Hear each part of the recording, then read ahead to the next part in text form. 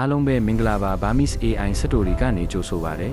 ။ Coffee တစ်ခွက်နဲ့စာအုပ်တစ်အုပ်ဆိုတဲ့အချစ်ဇာတ်လမ်းလေးကိုတင်ဆက်ပေးခြင်းပါတယ်။ Coffee တစ်ခွက်နဲ့စာအုပ်တစ်အုပ်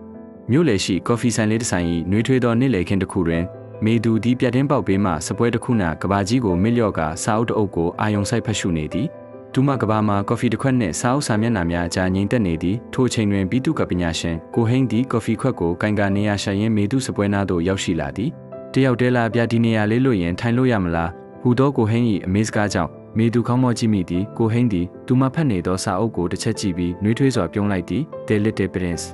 ကောင်းလိုက်တာကျွန်တော်အကြိုက်ဆုံးစာအုပ်ပဲမေသူကတကယ်လားဒီလိုခေတ်မှာဒီစာအုပ်ကိုကြိုက်တဲ့လူရှားသွားပြီလို့ထင်နေတာထိုစကားကပင်သူတို့နှစ်ဦးကြားနားလည်မှုတရားကိုစတင်တိဆောက်ပေးလိုက်သည်အဖိုးတန်တဲ့အရာတွေကအချိန်ကြာလေတန်မိုးရှိလေပဲမဟုတ်လားဟူသောကိုဟင်း၏စကားကြောင့်သူတို့၏စိတ်ကူးများတူညီကြောင်းချက်ချင်းသိလိုက်ရသည်ထိုနေ့မှစ၍မေသူကပါသည်စာအုပ်ထဲတွင်သာရှိမနေတော့ပဲကိုဟင်း၏အနီးနားသို့တဖြည်းဖြည်းရောက်ရှိလာခဲ့သည်ညနေဆောင်နေဝင်ဆက်ချိန်၌တစ်ပင်များဝန်းရံနေသောလမ်းမလေးပေါ်တွင်သူတို့နှစ်ဦးလမ်းလျှောက်ရင်းစကားတွေပြောဖြစ်ကြသည်ကိုဟင်းသည်အဆောက်အုံများ၏ဝိညာဉ်ကိုရှာဖွေတတ်သောပြီးသူကဖြစ်ပြီးမေသူသည်စာအုပ်ထဲမှဇက်ကောင်များနှင့်အတူတူနေထိုင်တတ်သူဖြစ်သည်သူတို့၏ကွဲပြားသောကဘာနှစ်ခုသည်စုံမက်တစ်ခုကိုရှာတွေ့ခဲ့ကြသည်မေသူကအဲ့ဒီတော့ရှင်ကအဆောက်အုံတွေရဲ့ဝိညာဉ်ကိုရှာဖွေတတ်တဲ့ပြီးသူကပေါ့ကိုဟင်းကဟုတ်ပါတယ်ပြီးတော့ခင်များကစာအုပ်ထဲကဇက်ကောင်တွေနဲ့အတူတူနေထိုင်တတ်တဲ့စာအုပ်သူရဲကောင်းပေါ့ကျွန်တော်ခင်များစိတ်ကူးရင်ဆန္ဒကိုသဘောကျတယ်မေသူကမျက်နှာနီရဲသွားပြီးရဲလိုက်သည်ကျွန်မကတော့ရှင့်ရဲ့အရာရာကိုအသေးစိတ်ကျူးဆိုင်တတ်တဲ့အကျင့်ကိုသဘောကျတယ်ကော်ဖီမှာတခြားဘယ်နှစ်ဆုံးထည့်ရမလဲဆိုတာကအစပေါ့ကိုဟင်းက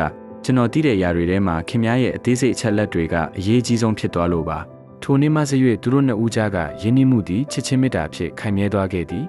ရက်တပတ်အနှဲငယ်ကြာပြီးနောက်ညအမောင်တွင်ကိုဟင်း၏အလုပ်စားပွဲပေါ်တွင်ပြီးသူကဒီဇိုင်းများပြန့်ကျဲနေသည်မေသူသည်ကိုဟင်း၏အကြံဉာဏ်များကိုဖြည့်ဆည်းပေးသူဖြစ်လာခဲ့သည်သူမကပြတ်တင်းပေါက်ကိုပိုကျစေလိုပြီးကိုဟင်းကသူမိအကြံပေးမှုများသည်ဒီဇိုင်းကိုပုံမအသက်ဝင်စေသည်ဟုဆိုသည်ထိုစဉ်မေသူသည်စပွဲပေါ်မှပုံတပုံကိုတွေ့လိုက်ရသည်ယင်းသည်ကော်ဖီဆိုင်နှင့်စာအုပ်ဆိုင်ပေါင်းထားသောဆိုင်လေးတစ်ဆိုင်၏ဒီဇိုင်းဖြစ်သည်မေသူကဒါကဘာပုံလဲအိမ်ပုံစံမဟုတ်ဘူးနော်ကိုဟင်းကဒါကကျွန်တော်ရဲ့အိမ်မက်ပါကျွန်တော်ဒီဇိုင်းဆွဲမယ်ခင်များကစာအုပ်တွေကိုရွေးချယ်မယ်ကော်ဖီတစ်ခွက်နဲ့စာအုပ်တစ်အုပ်လို့နမီပေးမယ်အနာဂတ်အတွက်ပေါ့ကျွန်တော်တို့နှစ်ယောက်ရဲ့ဖုန်နေရလေးလေမေသူမျက်လုံးများအယောင်တောက်သွားသည်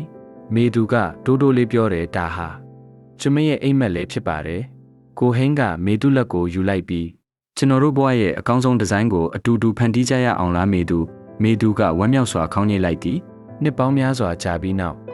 နေရောင်နှွေးနှွေးရသည့်ညနေခင်းတစ်ခုတွင်ကိုဟင်းနှင့်မေသူတို့သည်ပန်းချံတစ်ခုမှခုံတန်းလျားတွင်အတူတူထိုင်နေကြသည်ကိုဟင်းကမေသူကိုဖတ်ထားပြီးမေသူကသူ၏ရင်ခွင်ထဲမှနေ၍စာအုပ်တစ်အုပ်ကိုဖတ်နေသည်ချစ်ချင်းမေတ္တာဆိုသည်မှာကြီးမားသောဂတိစကားများမဟုတ်ပဲနှစ်ယောက်အတူတူတိတ်ဆိတ်စွာထိုင်နေသည့်အေဂျင့်သောအခိုက်အတန့်များတယောက်၏အိမ်မက်ကိုတယောက်ကဖော်ဆောင်ပေးခြင်းမျိုးဖြစ်ကြောင်းသူတို့သိခဲ့ကြသည်မေသူသည်စာအုပ်ကိုပိတ်လိုက်ပြီးကိုဟင်းပခုံးပေါ်ခေါင်းမိချလိုက်သည်ပျော်ရဲ့လားမေသူဟုကိုဟင်းကမေးလိုက်ရာပြောတာပေါ့ကျွန်မကကော်ဖီတစ်ခွက်ရှင်ကစာအုပ်တစ်အုပ်ပြီးပြည့်စုံပါတယ်ဟူ၍မေသူကပြန်ဖြေလိုက်သည်သူတို့နှစ်ဦး၏ဘဝဇာတ်လမ်းသည်ကော်ဖီတစ်ခွက်နှင့်စာအုပ်တစ်အုပ်ဟူသောနာမည်ဖြင့်ပြီးပြည့်စုံစွာလပနေခဲ့တော်သည်